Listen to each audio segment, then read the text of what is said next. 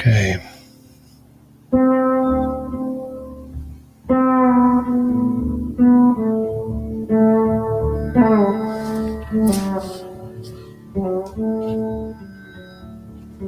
All right, good morning, friends. I'm going to get this volume up just a touch.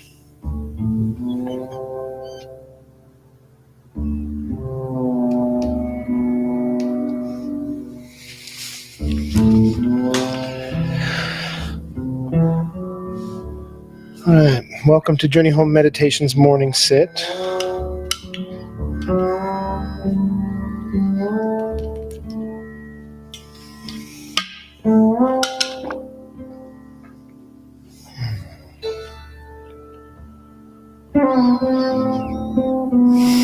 Thanks for being here, and thank you for being here.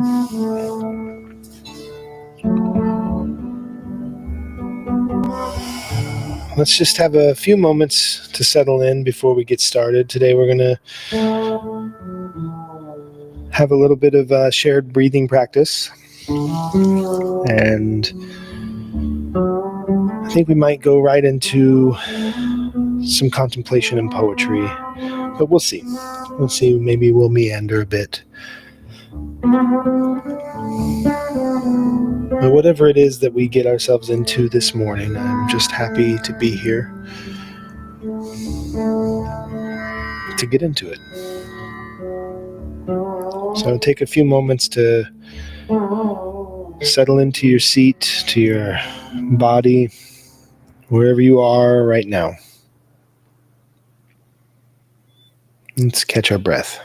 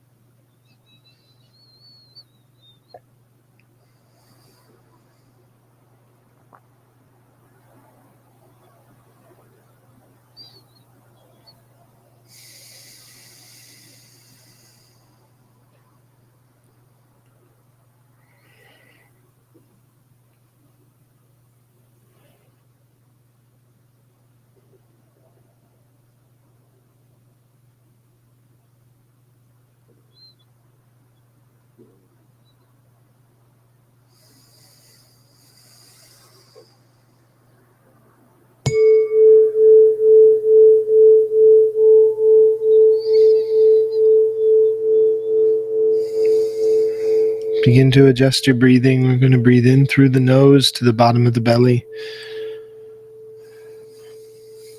trying to allow our chest to be still as the abdomen rises and lowers. This practice is done so that we are fully engaging our diaphragm downward into our body.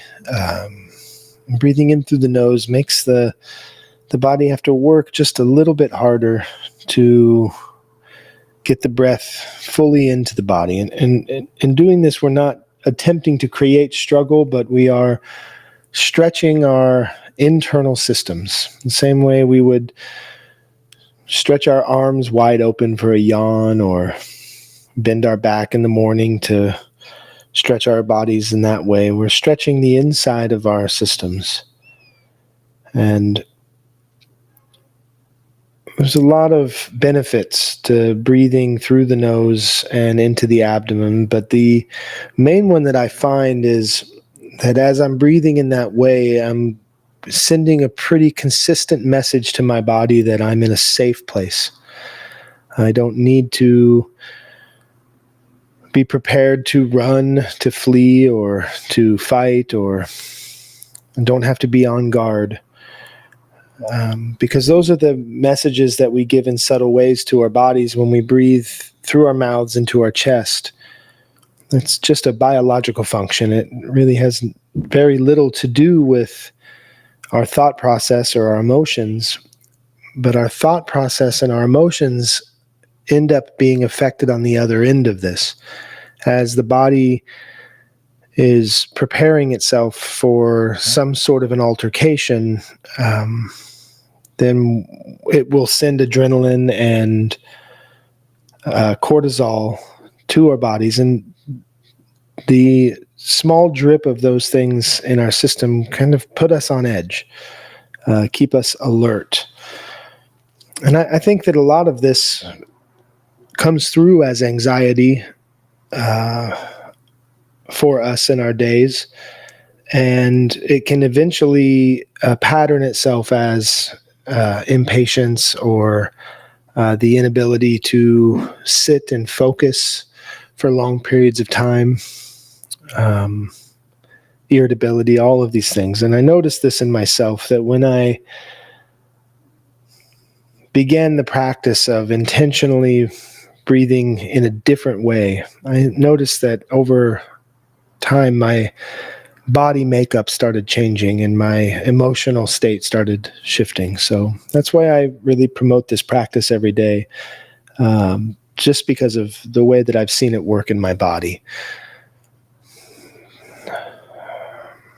So I think that's enough talk about that. Let's just do some breathing together. I'm going to invite the bell again, and when I do, we'll just begin breathing in through the nose, gently and fully, and then breathing out. You can breathe out through the mouth or the nose. It's up to you. But be sure to breathe out as fully as you can, really allowing the body to close in on itself and contract entirely. Okay.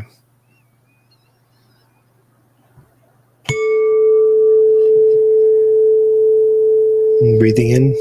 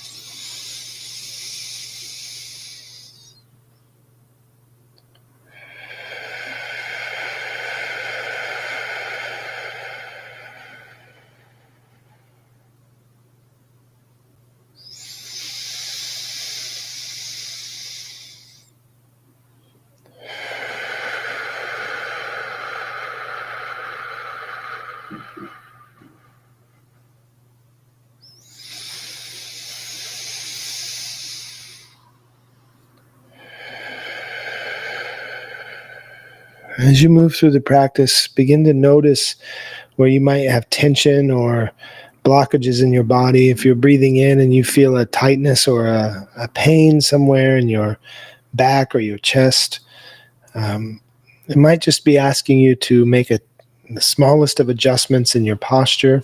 So try straightening your spine a bit, and using a cushion under your butt can really help with the alignment of the spine. Check the position of your hands. It's a small thing, but moving your hands from facing palm down to palm up, it helps the shoulders to just roll open a little bit, opening the chest, and then bring the shoulder blades together just a bit in the back. We don't need to fully open, but just a touch in the back to open our chest and open our hearts just a bit. It can make a big difference. Breathing in.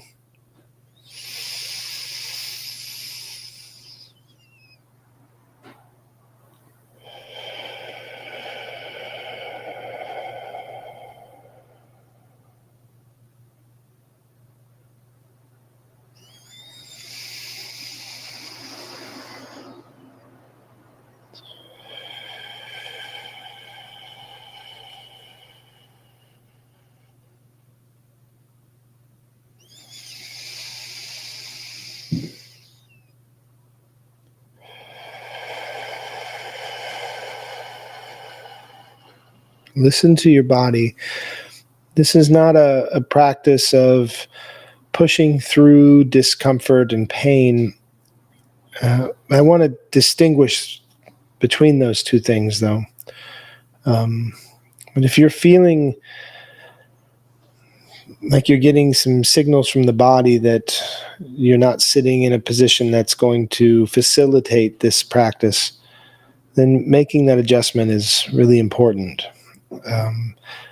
And what's also true is you might start to feel some discomfort coming up. You might start getting messages from your body like that you need to scratch an itch or stand up. You might start feeling your mind wanting to be distracted. When you start to close your eyes, it might want to open them to look around.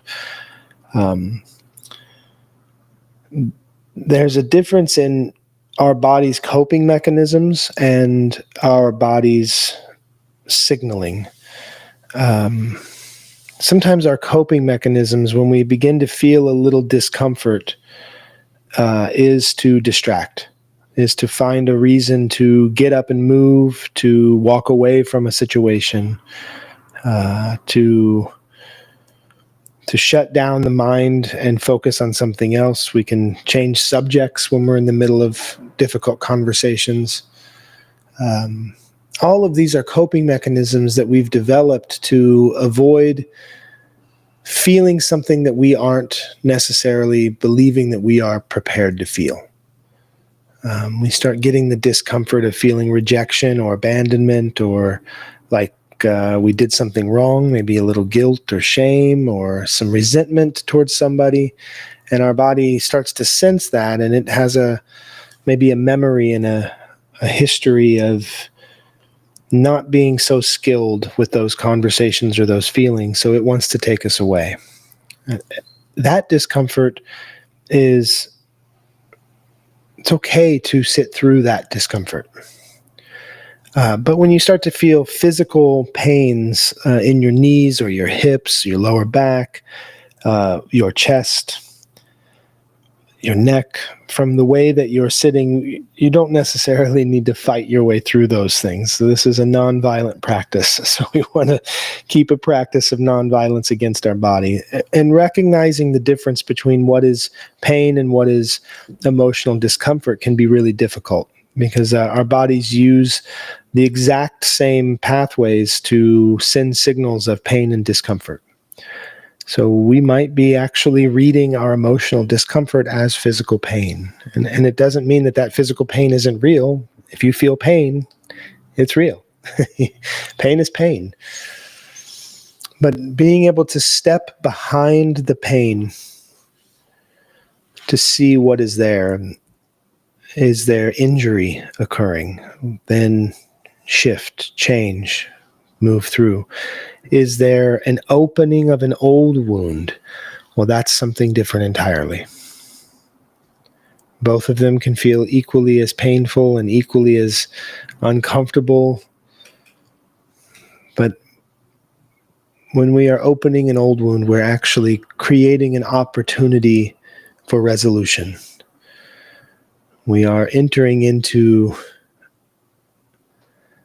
a relationship that needs tending with ourselves.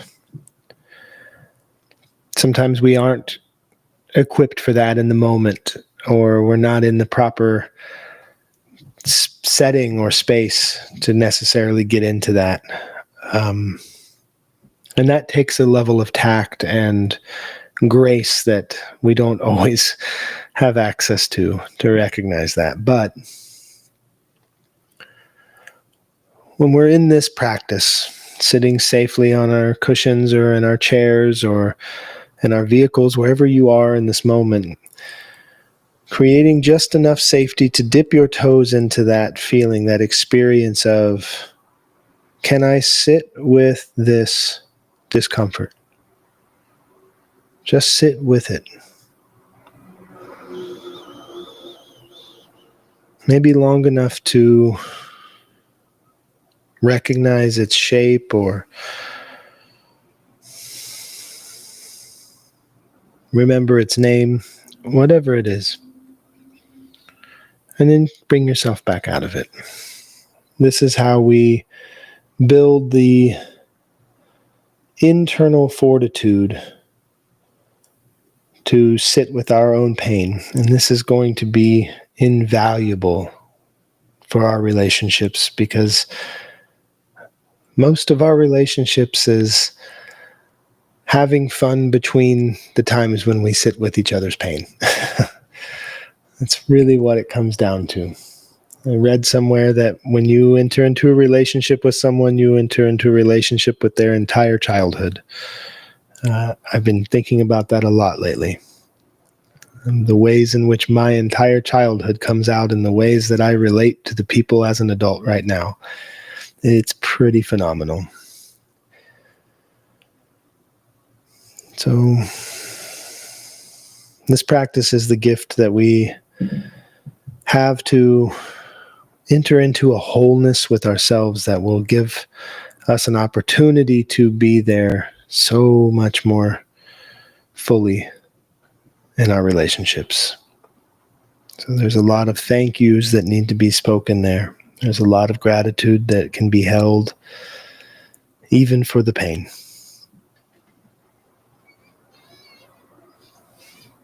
So let's have a little patience with ourselves as we find ourselves recovering a bit of what we may have lost in our game of hide and go seek from the pain. That's what recovery is. Recovery doesn't mean that you're stopping this or stopping that. In the world of substance use disorder, recovery, oftentimes it's thought of as long as I stay sober, I'm recovering. But recovering means to get something back. It means to get it back. What you may have lost, what you may have thought you lost. A wholeness of some sort that you've been trying to fill with all of the things that are just disappearing. It's like the story of the hungry ghost. And the Buddhist realm of hungry ghost is a realm of people who, there's different interpretations and different tellings of the story, but whose mouths are really small and bellies are really big, and they can never be satiated. So they consume and consume and consume something, but can never be satiated. And this is a great understanding for addiction and for the ways that we consume without nourishment. Something we were actually just talking about right before the sit. Full bellies, empty bodies.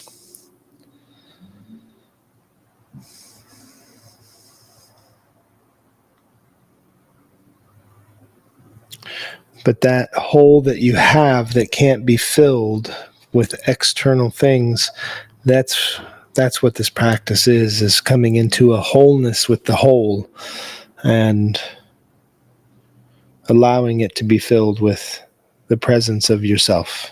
That's what's been missing.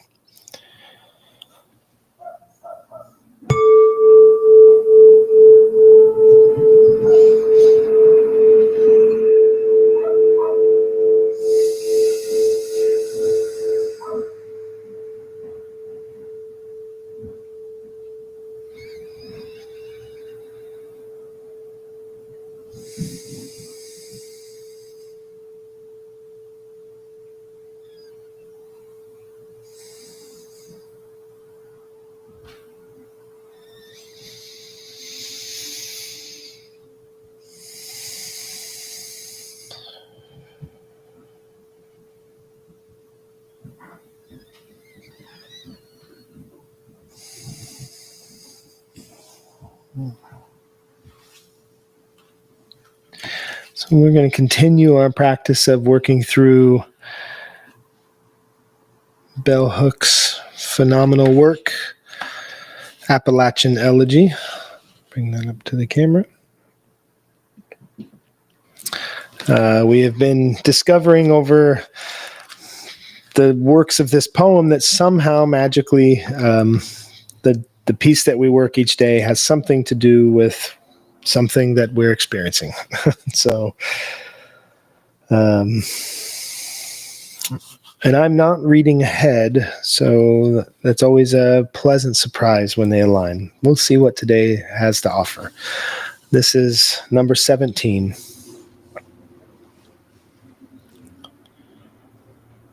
Straight ahead, the road curves. Signs signal no motorboats allowed. This lake, our water source, let us drink, clear and true.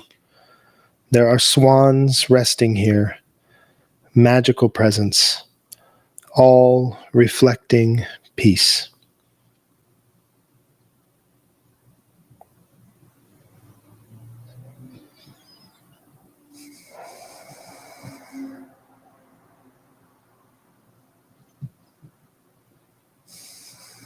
I'm going to read it again.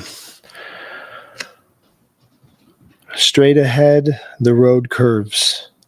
Signs signal no motorboats allowed. This lake, our water source. Let us drink clear and true. There are swans resting here. Magical presence. All reflecting peace.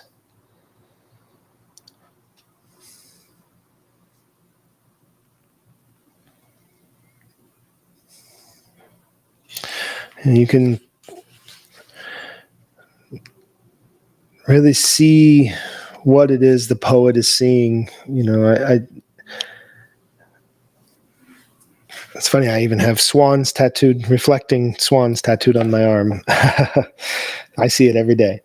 But you see this image of the swan just sort of gracefully existing in a space where it seems improbable. The way that these waterfowl can just float in between the worlds, right? It's improbable. It's like this Christ-like experience of walking on the water. They're just doing this. And it's so gracefully and with such beauty. And you can see that the poet is seeing this reflection, and it's this place that the poet can't go. You know, we can go into the pond, we can go into the lake, but we can't exist there. We can be there for short times. But we can sit back on the edge of this thing, this depth, and witness this beautiful calm and peace.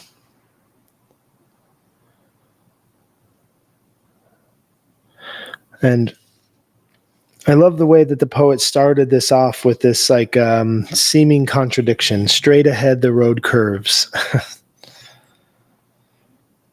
Straight ahead, the road curves.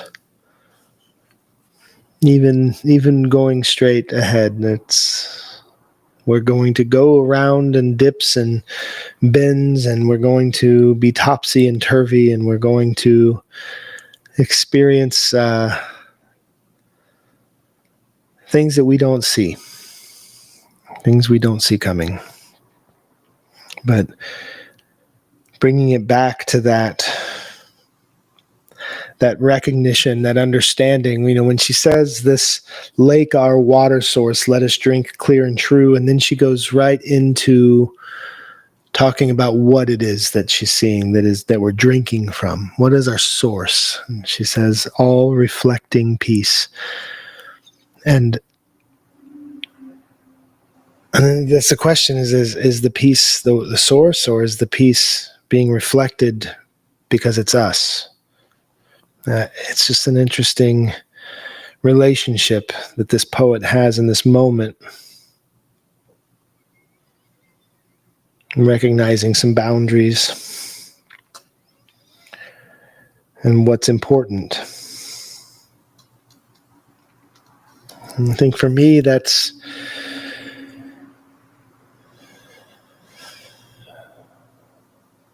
That's it. There's a lot there for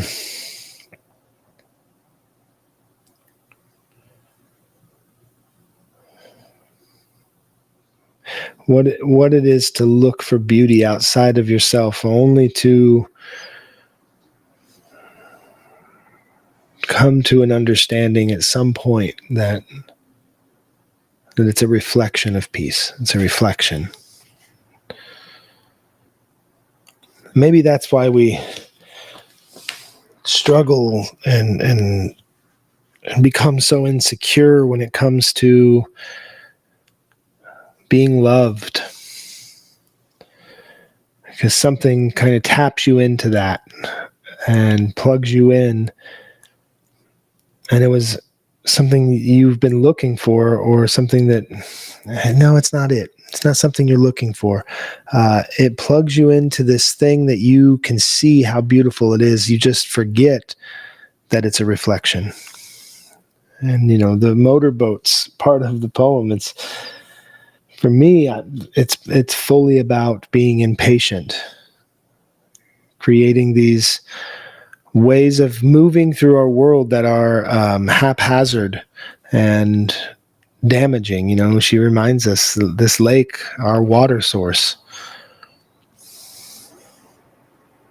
These motorboats represent a way of life that destroys that which gives us nourishment. And maybe that's the way we move into our relationships with one another and move through our practices. We have billions and billions of dollars being spent on supplements and drugs and workout programs and apps. There's apps that turn off your phone. We pay for an app that turns off our phone because we can't turn off our phone. We're in these motorboats when the source is right there, right beneath us. Maybe it's just right in that breath. Beautiful poem, beautiful poet. Really grateful to be working through this book with this practice. So thank you to bell hooks. And thank you to the swans and their reflection. And I think with that, we're going to go for the day. A couple more breaths together and we'll say goodbye.